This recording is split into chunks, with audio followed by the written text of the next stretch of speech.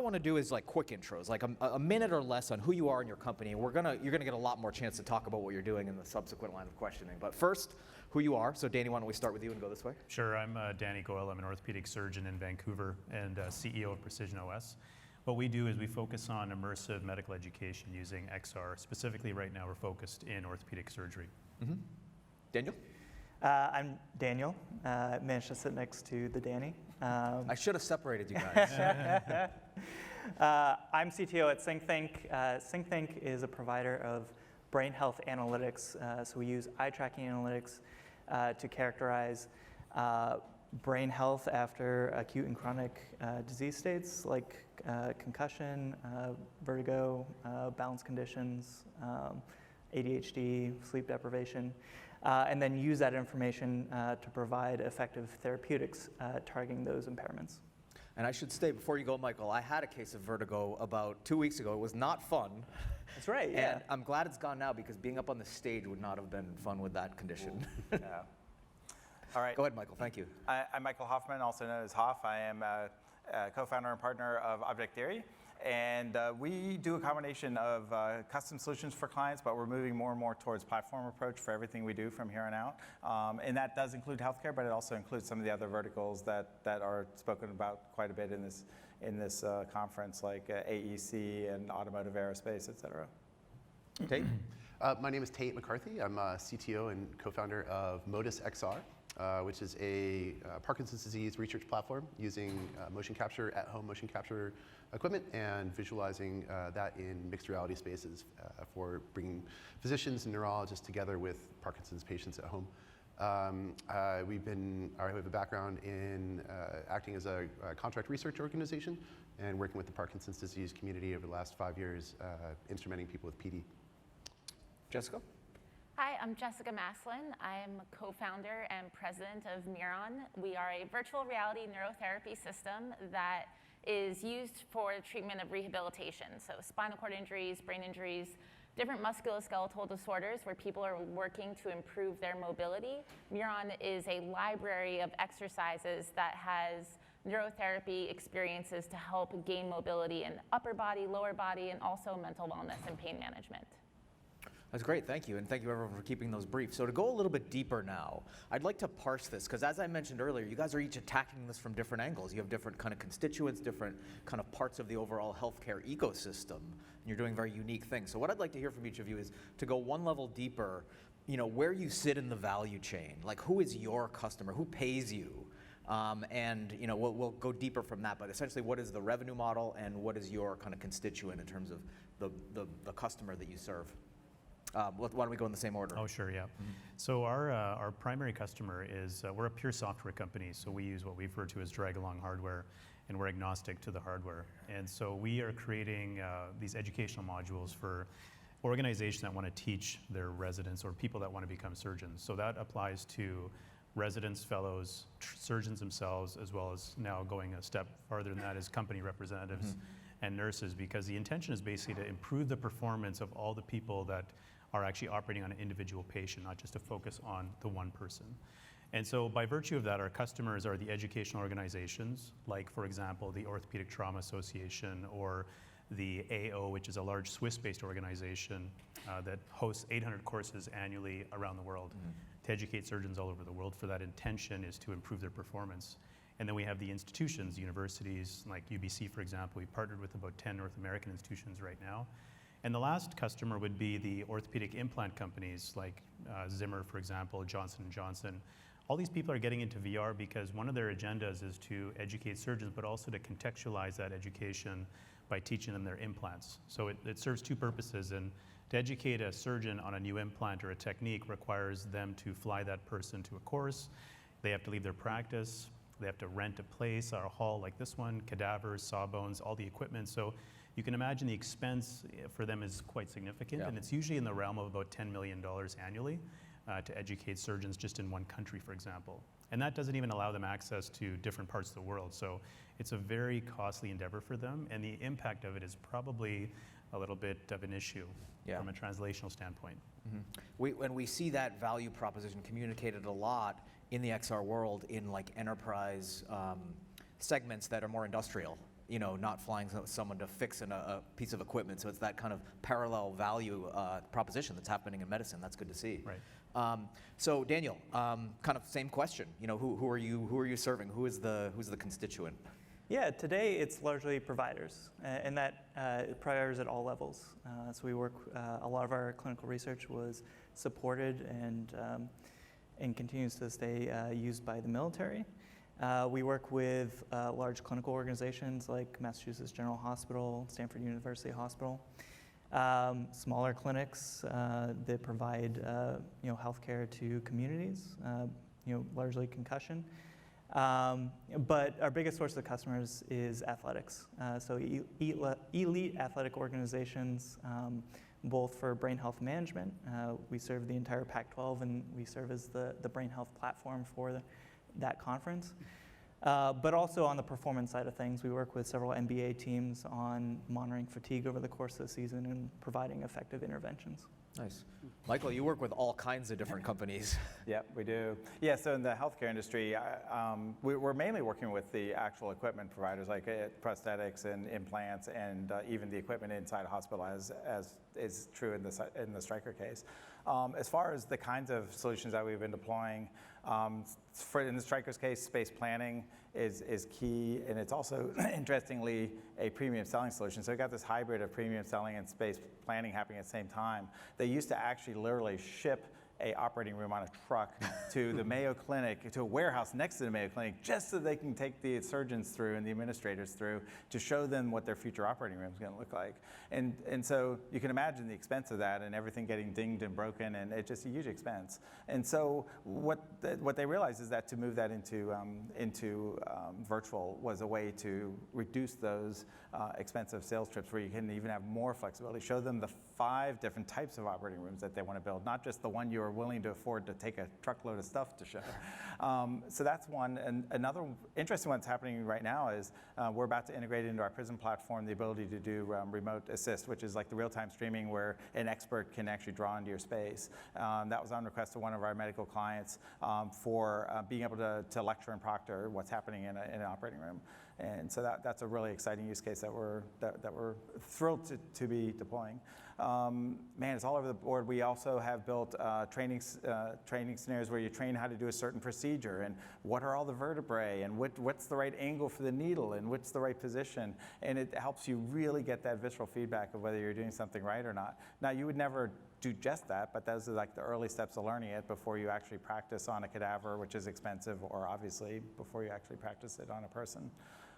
I could go on and on. We've done quite a bit, but that's, I think, a good summary. So before we go on to Tait, I want to come back to the remote assist thing at some point, because like what Danny said, in terms of some of those value propositions, we're seeing some of those same things in the kind of industrial enterprise world, and the remote assist is an example we often hear.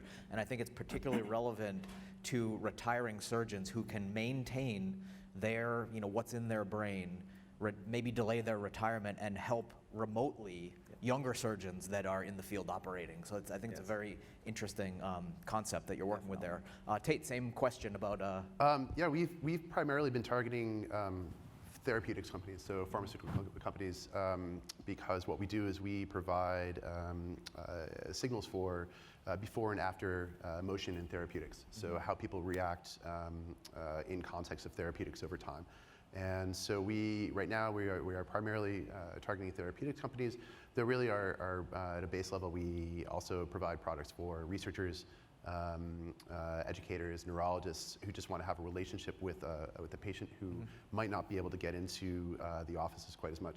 With the Parkinson's disease community, we really, there's a disconnect between people being able to get from their home into a center of excellence, depending on whether they have a caregiver, whether their caregiver is flexible, whether they're within a region where they have a center they can go into, or a neurologist they can visit. So really, anytime that trying to connect and quantify the data coming off of a person with Parkinson's or with a physical impairment in motion, that's where we fit into the chain. So primarily, right now with pharmaceutical, but really stepping into more individual care as well.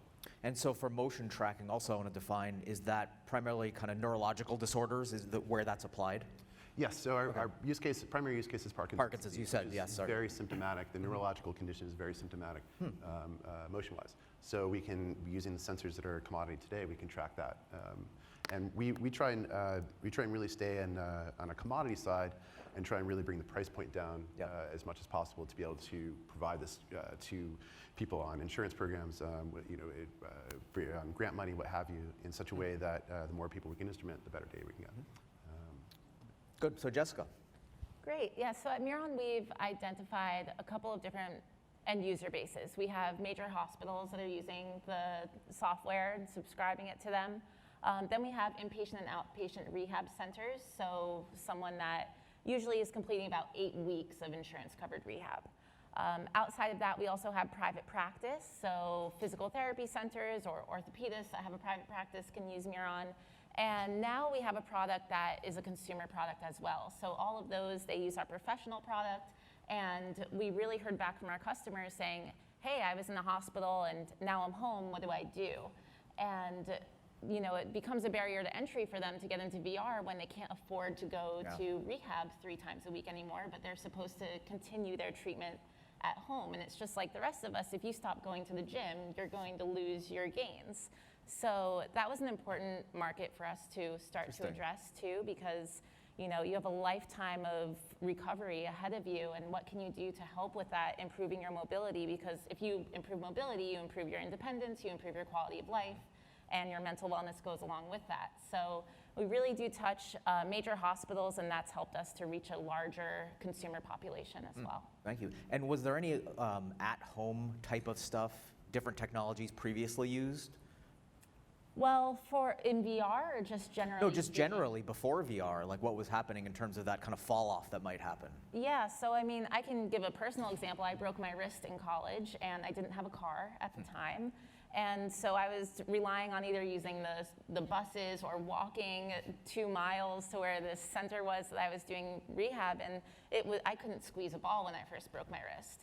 And they told me, okay, well, when you're in your dorm room, squeeze this and do these stretches and exercises. Well, those get boring. Yeah. You're sitting at your desk and stretching, and now imagine if it's something that really impedes you from being able to even put a shirt on for yourself or brush your own teeth in the morning. So people are sent home with exercises that can become monotonous, and VR inherently is a more exciting, more immersive way to participate in any sort of activity.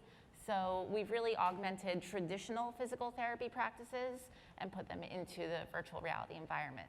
Sure. So let's go deeper and parse this a little bit further, because we have kind of ends of the spectrum where we have diagnosis. Some of you are working with, some of you with treatment and ongoing stuff. Some of you surgeon facing.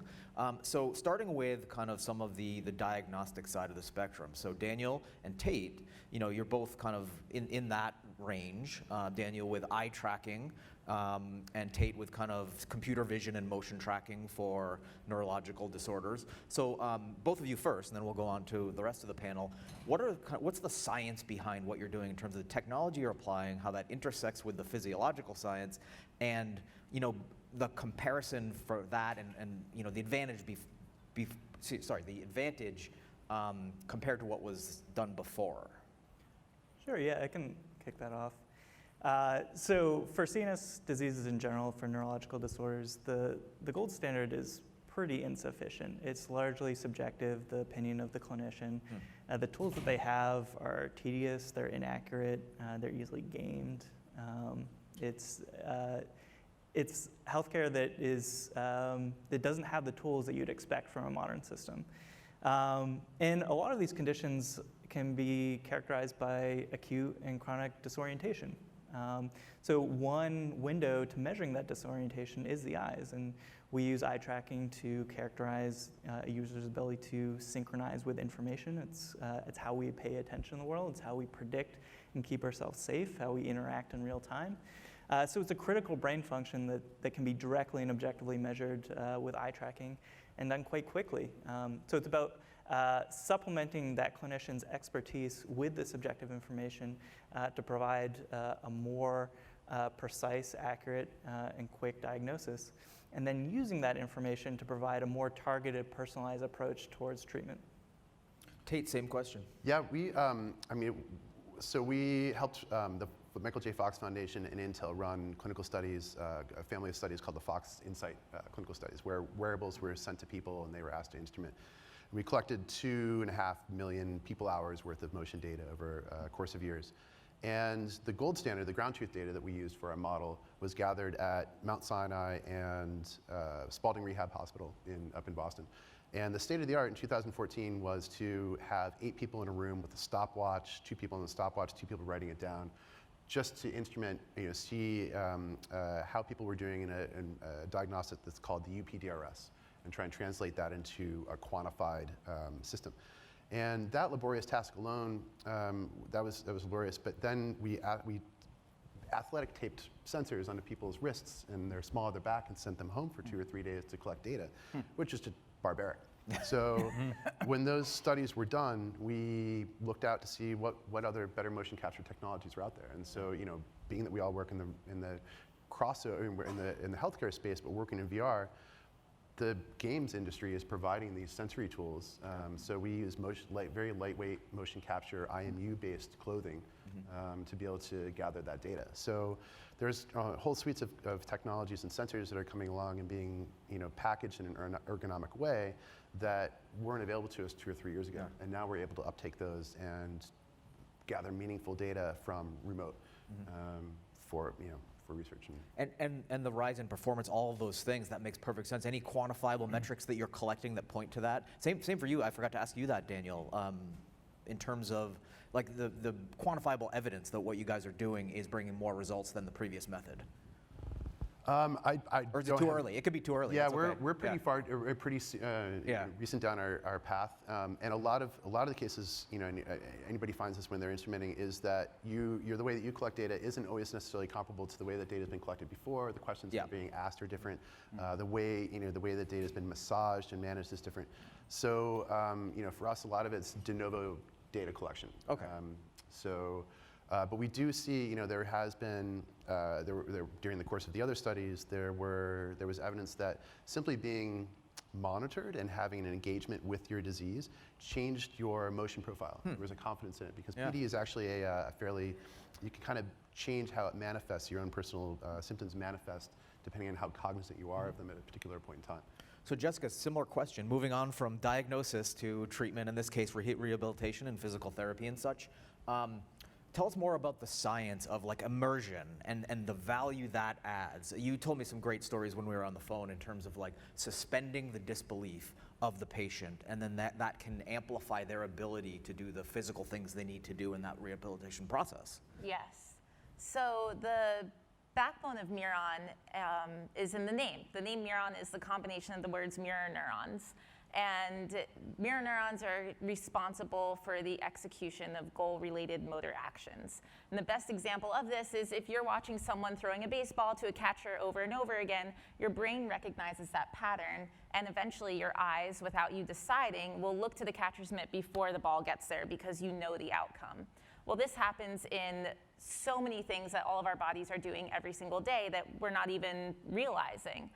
And one of the big things is people suspend their disbelief and are able to fully immerse themselves in the environment and get rid of their self-imposed limitations. And we see this and we hear this from practitioners all the time of, somebody has a spinal cord injury and the way that their brain processes walking after being in a wheelchair for 2 weeks or 6 months or 6 years is completely different than a fully able-bodied person. If I say to someone in a wheelchair, imagine walking, their brain lights up completely differently.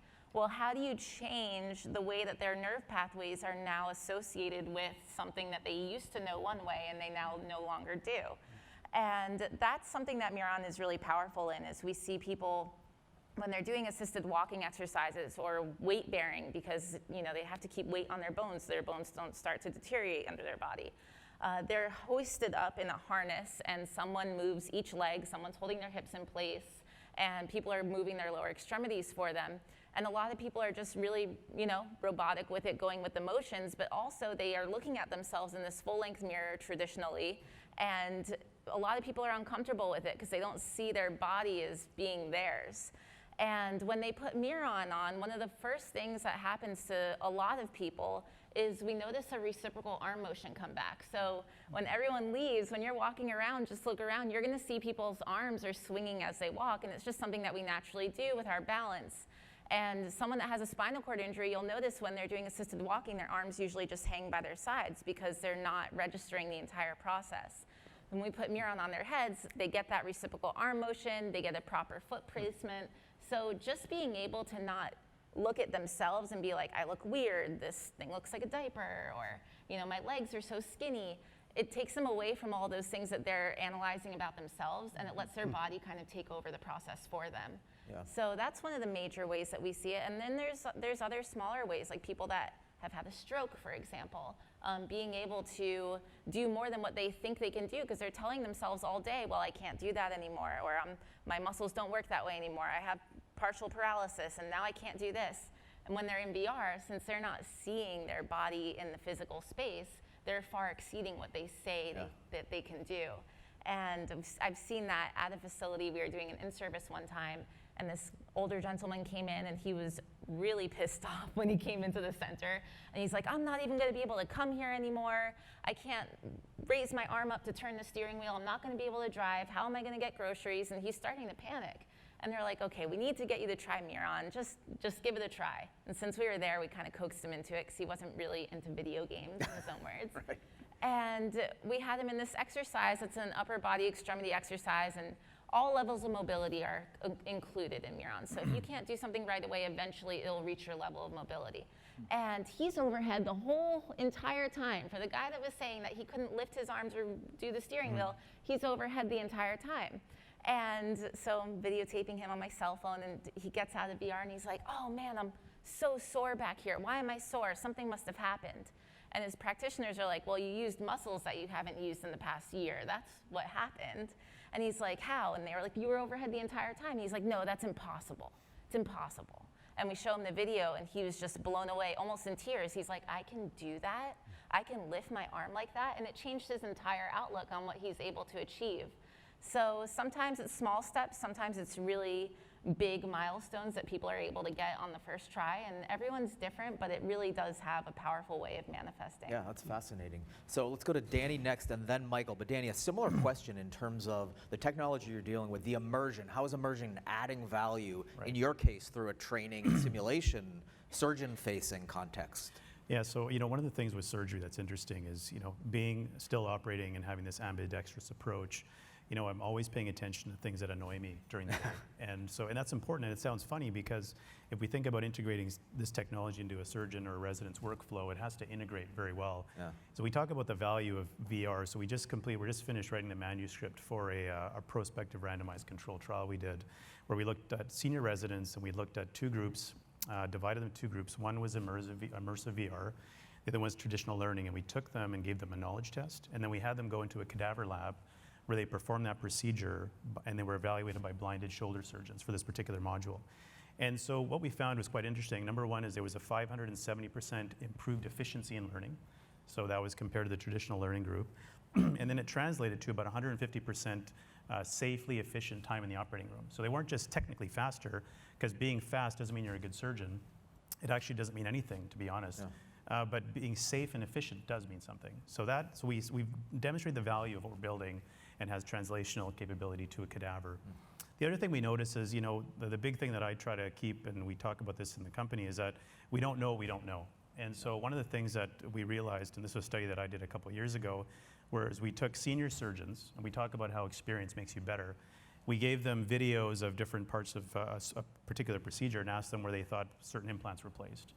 And what we found is quite interesting, in that as the senior they got, the less accurate they were at determining where the position was of this particular implant. But what also became aware is that depending on what surgeon, what your hand dominance is and what your ocular dominance is, you actually see things differently on a right or a left shoulder. And this is something that we've never actually talked about before. Wow. So why is it that, when we talk about technique, I think what we're doing from a technical standpoint is on the tip of the iceberg, but the reality is, there is a complete science here that we have not touched at all with respect to performance in surgeons. Why is it that we are not ambidextrous? Why is it that baseball pitchers have almost binocular vision, where compared to a novice baseball pitcher, they don't. And that's because they function in parallax. Well, surgery is also in parallax. So when you're doing a knee replacement, a hip replacement, or a shoulder, you're actually functioning and working in parallax. So why is it that? Is it possible that left and knee extremities have different outcomes based on your hand dominance and your eye dominance? So this is the kind of stuff that we're using to build. You could be like a baseball manager and put in a lefty surgeon for a right knee Right, and these are the questions that we're asking. And then, the other thing that's become apparent is, the position space that Jessica talked about, I think is fascinating, because I don't think people have an awareness of their body when they're operating in the operating room. So that's something we can actually build and record in VR, which we could never do before. So all these things are helping us build and iterate on what we're building. And so the technical side is part, and the bigger piece is actually the decision making. So surgery is much more complex than, a nail to a hammer. Yep. Yeah. So, Michael, similar line of questioning of what all these guys communicated in terms of where they're doing, applying XR and adding value. You have a unique perspective. We're privileged to have you here in terms of your tenure and work with the HoloLens. So I want to tap into that. That as a device, where is that adding value in this context? It's been kind of like a go-to device in a lot of healthcare scenarios, and in addition to being in other kind of verticals and enterprises. But how does the device itself map to some of these things we're talking about, especially also with the HoloLens 2, where we have some spec bumps, like things like wider field of view, I imagine, in some of these kind of surgical assisted situations, even though, Danny, you're dealing with more of a VR simulation, but, in guided surgery, that kind of thing. And then also, you sent me a big, long list of great use cases. And, to make it easier on you, just pick a few that you think that, especially like if there's demand signals from your clients or where it's landing, where just where it's really adding value. Yes, I speak about this a lot, but we are binocular vision beings. We evolved to understand our world through stereoscopic binocular vision. And I definitely know from my own experience that I've looked at something in 2.5D on the screen, where you're rotating on the screen and you think you're seeing everything, and then you put it on a device and you realize how little you're actually seeing. I took a point cloud from one of our clients that was literally just a bunch of cubicles, and you can kind of see there's some chairs, kind of see there's monitors, but I put it on and I could see a lightsaber and a Lego mug. There's just crazy amount of additional information your eyes are able to see that even when you think you're seeing it all rotating on a screen. Now imagine a surgeon, they do a lot of pre-op planning, and I'm not a surgeon, so take this all with a grain of salt, but in broad strokes, they do a lot of pre-op planning. They try to predict what they're going to see when they go into the surgery, like let's say a tumor. And then when they go in there, they want access to a crazy amount of information if they don't see what they thought they were going to see, because they have to course correct really fast while the patient is under. And so to now have to do this, rotating an MRI or slicing through an MRI, as opposed to seeing it in its true stereoscopic vision, is not giving that surgeon as much information as they can have. And this is really true even in all the phases of and this touches on some of the use cases that we've been encountered. Is the first thing is obviously the surgeon himself or herself understanding what the issue is, diagnosing, and then creating a plan of attack. But then you want to share that with the patient. So to be able to take a patient through the journey of what's going to happen and what the actual issue is with, and these are obviously the three-dimensional types of problems that occur. It obviously doesn't apply to everything. But then it's also the true pre-op planning right before your surgery, really understanding what you're about to do, and then these course corrections I was telling you about in surgery. So there's this whole journey of the diagnosis of a problem all the way to even in the rehab and the post-surgery phases as well. So that's like a whole spectrum of areas where there's three-dimensional stories to teach the patient. There's three-dimensional understanding of what's going on in the body, and there's a quick hands-free access to that information in surgery. Now, I know that there are lots of challenges of getting something like a HoloLens in surgery, but there are companies that are trying to figure that out. They're trying to, all the little things you learn. Like they measure the amount of weight they're willing to put on a surgeon's head in grams. Like, oh no, that could only be 17 grams. The number was so low. I was like, oh, how are you going to do that? So there are challenges, but I do believe we'll get there. It's really just a matter of time. And that's only like one swath of what's possible. And I already mentioned, I won't go through it again, but I did mention the whole space planning and understanding a space where you want to plan out an operating room. And surgeons care about seconds of efficiency. So they're looking at, if that table is just 3 inches to one side and 5 degrees rotated, I'm going to be able to do my procedure more efficiently, which brings me to another one that has come up. And we're actually been talking to a company in Portland that really wants to build this choreographed dance of everything that happens in a surgery. There's often 3, 4, 5, 6, 7 people in that room, and it's a careful choreographed dance of everything that's happening. And imagine going in that blind, especially if you're relatively new or it's a new surgery you've never done before, to do that blind without having practiced it doesn't even make any sense. So there's this huge opportunity to literally stage a virtual operating room. And it's usually, in this case, it would be a mix of virtual and physical, right? Because that's the ideal. And you can simulate equipment. You can simulate failure modes. That was computer talk. You can simulate something goes wrong with the patient. And all of that can be done in a really visceral environment where it all feels real. You really are doing space planning and motion planning of how to not run into each other and how to make sure that the surgeon gets what access to what they need. So there's just this tremendous training opportunity for training what happens in a surgery. And obviously there's other training scenarios around learning a procedure on a virtual version of a cadaver and such. But I think that touches on some of the highlights. Sure. So I want to go back to the adoption. So you guys are each dealing with, as my first question posed, each dealing with a different kind of type of customer within the overall healthcare ecosystem. And gentlemen, can we get that slide back up? I want to go back to this, or the slides. I can navigate to the right one. It was the last one in the deck. Here we go. So what I want to ask each of you is, for the kind of the constituents you have, your customer, what the level of adoption is or any challenges you're still facing. And again, I'll remind you of those 3 kind of factors I mentioned. You can feel free to add if I'm missing any factors, but product market fit, the urgency of the buyer, the motivation of the buyer, and then number 3, kind of the mix of spending power and regulatory scrutiny, which obviously is a thing in healthcare. So you don't have to go through all of those. You pick one, or just the things that you're currently dealing with in terms of whom you serve and where we are in that adoption, or any of these factors that may be missing from this. Why don't we go down the line and start with you, Dan? Sure, yeah. So I think the biggest thing with VR is that it's, in a market S-curve, it's still early. Yeah. There's a lot of people that actually don't even know what VR is. So showing somebody VR in 2D or AR or anything like that doesn't translate well. So that visceral experience that Mike was talking about is actually true, and Jessica, is that unless they actually try it, then they realize how valuable this could be. Yeah. And I think that in itself helps drive the adoption. So all the people that we deal with, that's always been the same. They're wowed by the VR, but now the focus should be to create the content that actually provides value. Yeah. So, and I want to dwell on that just for a second, because your end user, because it's surgeon-facing, the orthopedic surgeons, I happen to be the son of an orthopedic surgeon, and they're brilliant people, and that we hear stereotypes about things they're really good at, things they're not good at. Not good at handwriting is the one we always joke about.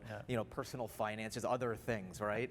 And technology is one of those, and with a sample of one, admittedly, with my dad, he's not the most kind of tech adoptive. So how are they as a group in terms of like eagerness and like trying it and all that stuff? Yeah, it's a good question. I mean, I think because of the way that technology's advanced so quickly, what's happened is, we live in a world of convenience right now. Yep. And so the convenience factor that exists in all of us innately is helping to drive the adoption of this technology. And I think when we put this on senior surgeons, in their late 60s and 70s, and forgive me who's ever in the audience of that age, but the value of what it brings when they say, wow, I wish I could have realized the impact of this when I was actually going to the operating room. Yeah. Or if I was a learner, how valuable this could be. So I think the adoption fits with where we are in time. Yeah. Yeah. Now, before we go to you, Daniel, let's skip to Michael, because I think it relates to that. And this goes back to something you mentioned earlier, which is the remote assistance. And I alluded to, doctors retiring later. Again, as the son of a retired orthopedic surgeon, one of the reasons he retired is the grind and the strain of that position. And if you bring in a remote assistance type of thing, they're the subject matter expert that then have a lot more flexibility to lend their knowledge. What their most value at that time is probably knowledge to empower more novice surgeons that are active. What do you see happening there in terms of the benefit of delaying the retirement, and then just the overall value?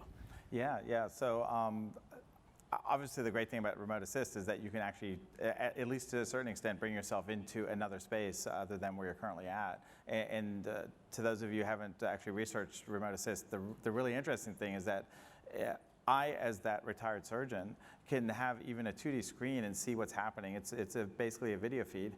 But the coolest thing is that if I see something that I want the student or the less experienced surgeon, you can annotate.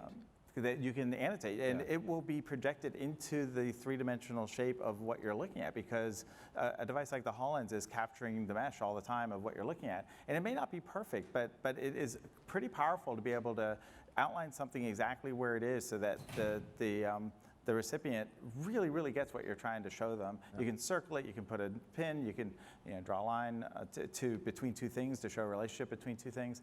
And so that's just a powerful way for that individual to be present in another person's space. And then there's three-dimensional chat. It's even possible to have that plus multiple people in that space, where some of them are in there as avatars. Like, you can imagine a situation where you've got the actual surgeon in the operating room, the students that are sitting outside the operating room, and then the expert surgeon that's retired and trying to help teach or guide.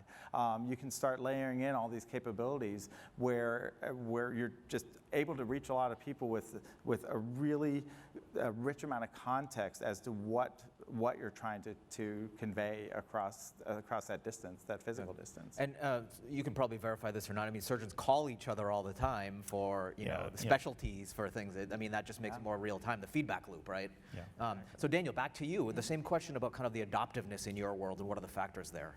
Yeah, certainly the need in the healthcare, especially for these objective metrics, is huge. And Jessica, what you were saying earlier was it resonated so perfectly with how we view the situation. Is that for brain health, your means of articulation have been impaired. It's very difficult for you to express what is happening to yourself, and if that's the only means of making a diagnosis, then it's very difficult to do.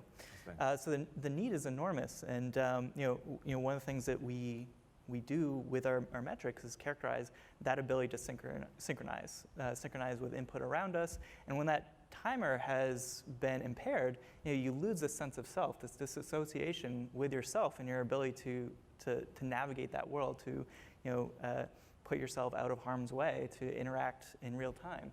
Mm-hmm. The need is absolutely enormous.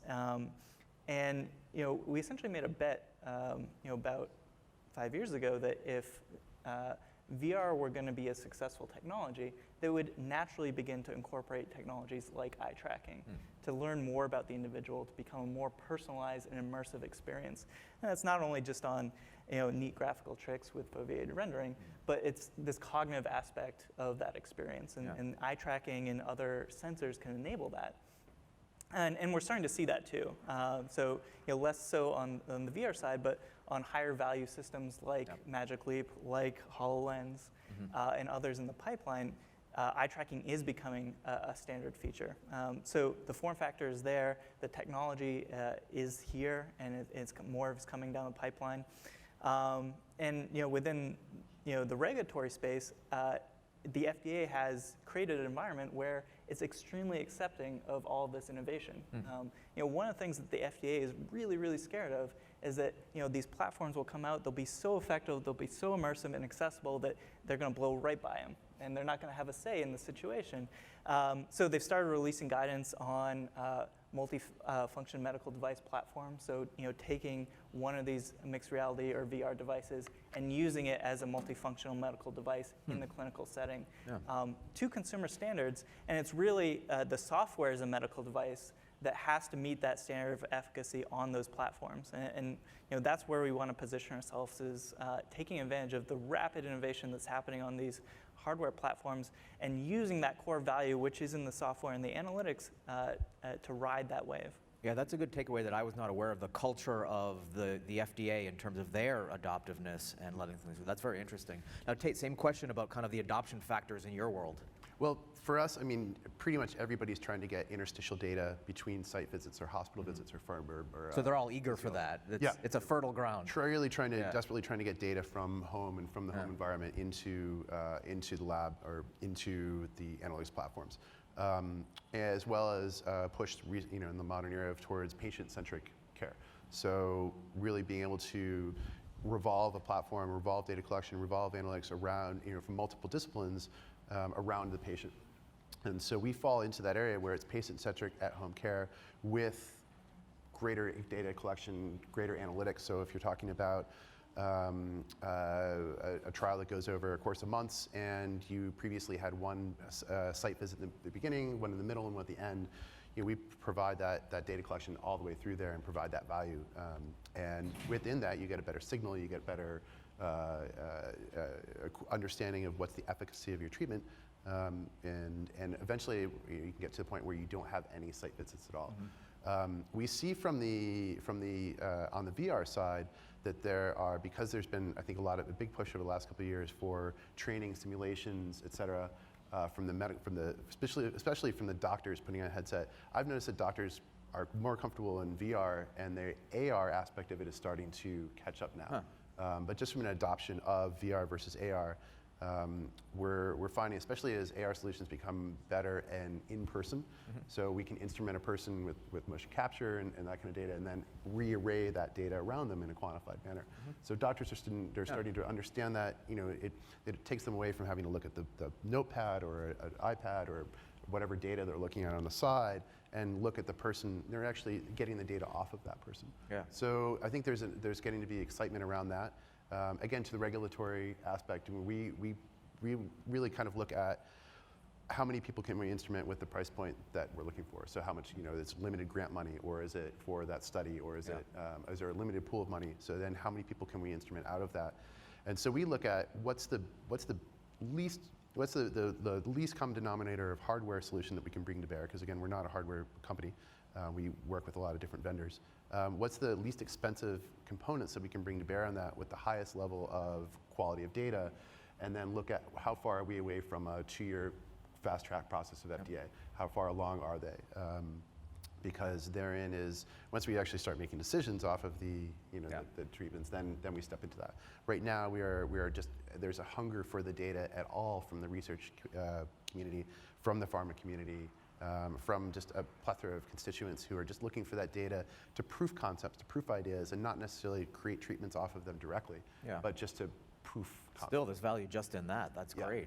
Now, Jessica, same question, adoption factors, including patients. You mentioned earlier the patient that doesn't play video games, and there's probably some resistance there, but also a lot of hunger. So what does it look like? Yeah, so when we talk about Mieron Rehab Pro for healthcare providers, usually if we go into a hospital to do an in-service, a lot of these doctors, practitioners, physical therapists, they barely have time for a lunch half hour. They don't even have a lunch hour. So our big thing is, how can we introduce them to a new technology that some of them may have never even tried VR before, and get them feeling comfortable that they could use this on a patient effectively without a huge learning curve. And that, for us, as software developers, comes down a lot to UX and UI, making it accessible, easy to use.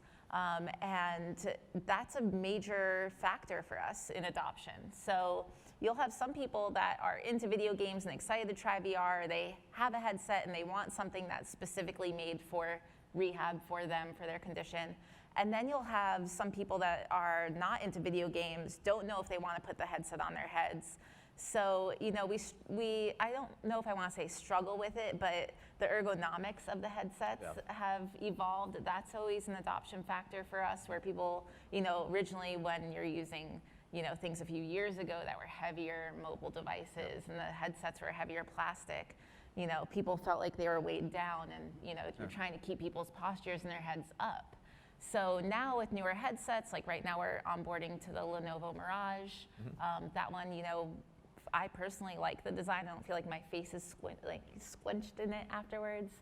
But the biggest thing is being able to use it effectively, because if someone's going in for a rehab treatment and they're paying for their 1 hour slot, you don't want 10 minutes of getting set up in VR. Yeah. So for us, being on a wireless platform is really important because of the ease of use. And then when you're going into the home market, it's a little bit different factors. Does somebody have a headset? You know, we do develop on all platforms, but which one are we pushing out first? And people are open to it because when they have a life-changing injury, they're going to do as much as they can to try to be the best version of themselves afterwards, to have the most independence, to be able to live their most normal life possible, whether it means driving themselves, being able to do that, and that requires a lot of core strength to be able to chair transfer out of their chair into a car, to be able to get themselves dressed in the morning. So people are willing to adopt it because it can make actual tangible changes in their lives. It's not necessarily the same as like, oh, let's try this video game that I might like for a few weeks. And that makes sense. Yeah. So your thoughts about the advancement of the underlying technology is actually the question I want to ask next, and we'll kind of go quickly down the line because we have only a few minutes left, and also I want to allow time for maybe one audience question if we have it. And gentlemen, we can go back to the name slide if you want. I think we're done with this one. Thank you very much. So I want to talk about the underlying technology, the state of the underlying technology from where you all sit. Like Daniel, eye tracking, right? And Tait, like computer vision and the mapping. Jessica, the levels of immersion that are possible, and that continues to advance. Same with you, Danny, like the level of immersion with things like, you know, field of view, resolution, all those spec bumps that we continue to see. And then, you know, Michael, of course, like if we're talking about tracing that back to the HoloLens, how well it's, you know, the positional tracking, of course, when in surgery, you want a high level of precision for some of those examples you gave. So I guess the question, you guys get it, we'll go down the line, like, you know, where's the technology now? And what are you all excited about in terms of the next 1 to 2 year time horizon in terms of the capabilities that will be unlocked by just the underlying technology advancing further? So from an orthopedic perspective, we've gone from having no data to actually having data. So, you know, we're making this jump from 0 or no millimeters to 1 or 2 millimeters, and we're making a fuss about that 1 millimeter. So the thing that's exciting to me the most is the things that I don't know, such as, you know, the thing that we talked about with ocular issues or age or performance ambidexterity. All those things come to fruition once people get exposed to VR. So that iteration, that constant dialogue with our end user is really important for us to figure out where the status of technology has gone. We're currently on a mobile platform, so we use the Facebook Oculus Quest, and that in itself has made a huge difference in the things that we can measure now, because you can put a headset on anybody anywhere. Well, Jessica mentioned the setup time. Like that solves that right there. And, you know, going back to the issue of convenience, we don't want to. Annoyance is a big factor. So if we can get rid of that, I think we're going to learn more about technology. Daniel? Yeah, and I think it boils down to the accessibility of these platforms. So, you know, we've gone through a lot of effort to make our platform as accessible as possible, you know, mobility and connectivity. So getting it out in the field to people, you know, where that injury takes place, where they're receiving treatment, connecting them to their stakeholders. So, you know, not just, you know, the clinicians, but, you know, their family as well, and other people, you know, within their orbit. So, you know, that connectivity and that accessibility is so important, and we want to make sure that, you know, this is accessible at all ages, right? So it's not just, you know, my demographic that's taking advantage of this technology. It's, you know, the youth all the way up to the elderly, and you know, driving that adoption is the accessibility, the price point, but also that level of immersion too. So no one wants to be told that, you know, they're impaired, right? That's what a diagnostic does. They want to be told that you're impaired, and here's how you're going to get better as quickly as possible. And that immersion enables that therapeutic, that adherence to the therapeutic, and that can be delivered remotely, connected on VR and AR platforms. Very interesting. Michael? Yeah, so certainly there are a couple areas like the actual ability to be so precise that you can actually use it to, say, tell where to do something on a human body. I know that there was an experiment at Stanford where they were able to use targets. They actually drew tattoos, I think temporary tattoos, on the body to help the HoloLens know where something was happening, and they were achieving fairly consistent 1 to 2 millimeter accuracy, which isn't enough for everything, but it certainly is enough to unlock certain use cases where you can actually use that as even maybe just as another confirmation point of that you're performing the surgery or making an incision in the right place. The other thing that kind of ties all this together too is The one area where FOV actually is important is a big part of what the surgeon wants, and this is the in-surgery, we're not there yet. I think 2 years I think might be a possibility, but they have massive monitors. Working with Stryker, we've seen these monitors. They're like, there's 3 or more 60-inch monitors, and you go into they're massive, and you think, man, that's crazy. But here's the coolest thing about HoloLens. With the large FOV, you can have what I call infinite screen, where you can have information everywhere. But here's the coolest thing. It can be where you're looking. It doesn't have to be physically up here because it's actual physical. Yeah. Your monitors can be right there where you're actually working, so you don't have to be distracted. And so that's a huge opportunity. Now, this is one area where FOV actually really does matter, because the entire purpose of the device in that case is to give you access to a lot of information. So I think those are 2 of the big ones. But if I have time, there's one other thing I want to say about the remote assist, and that is that I'm really excited about the possibility that retired doctors and surgeons can actually give back and help underprivileged communities, because this will allow them to put themselves in these underprivileged communities in a way that is accessible to them as a retired. The play shifting aspect of it. Exactly. Yeah, absolutely. Tait. Yeah, I mean, this is the way the technology is advancing right now. I mean, from our side, we get trickle-down technology from the autonomous car space, just in the rotational math that we use and the dead reckoning math that we use with the motion capture. We have trickle-down from AdServe for the analytics platforms that we have in the back end for rapid pattern identification of certain disease symptoms. So specifically in the AR space, we see with the augmented glasses coming along, they're being light, the adoption and the ease of use and the easy on and off within a physician's office or a neurologist's office, looking at their patient. That level of adoption is going to be nice. So we just kind of wait for all this technology to rain down. Yeah. Jessica, final word. Yeah, I definitely agree with you, Tait. Just that, the wearables are evolving, and the way that you can gather data and integrate other types of qualitative data and analytics into VR is always expanding. That's something that we're always really working on. But for me, something that is one of the most exciting things is pairing VR with other traditional technologies as well. So we have practitioners tell us that when they pair Mieron with functional electrical stimulation, where you're basically causing muscle contractions in muscle groups that may not work on their own anymore, patients are reporting more sensation in those affected areas when they are pairing Mieron with it. So being able to integrate other types of hardware and technology solutions with VR to make it an even more immersive, more powerful platform is what I'm really excited about, aside from how we're all seeing the technology evolve in such crazy ways with wearables and what you're able to integrate. Nice. So we're at 4 o'clock, and I lied. We're not going to have time for an audience question, and that's a failure of my time management. But you'll all be available for individual questions from these folks? Great. Well, so please join me in thanking the panel.